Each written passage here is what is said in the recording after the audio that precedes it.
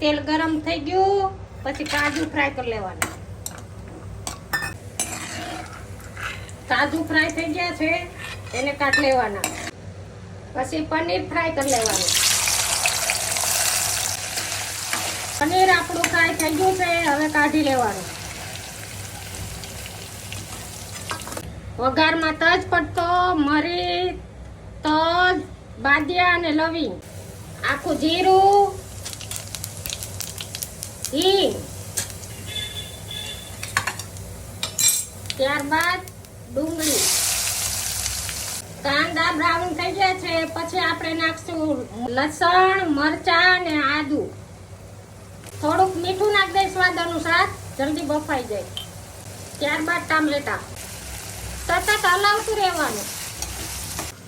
અડધો કલાક પહેલા ગરમ પાણીમાં કાજુ પલાળેલા હતા એ એડ કરી દેવાના. પછી મિક્સ કરી દેવાનું. એટલે મસ્ત ક્રીમી વાળી ગ્રેવી થાય. કાજુ નાખો ને એટલે થોડીક વાર ઢાંકી દે એટલે મસ્ત પાકી જાય. બરાબર બફાઈ ગયું છે. હવે આપણે ઠંડુ કરવા થાળીમાં કાઢી લઈએ. થઈ ગયું છે, હવે આપણે મિક્સરમાં કાઢી લઈએ. પીસવામાં પાણી નથી નાખવાનું. જરા તેલ ગરમ થઈ ગયું, પછી કાશ્મીરી મરચું નાખી દેવાનું. હલાવી નાખવાનું. તરત ગ્રેવી એડ કરી દેવાની.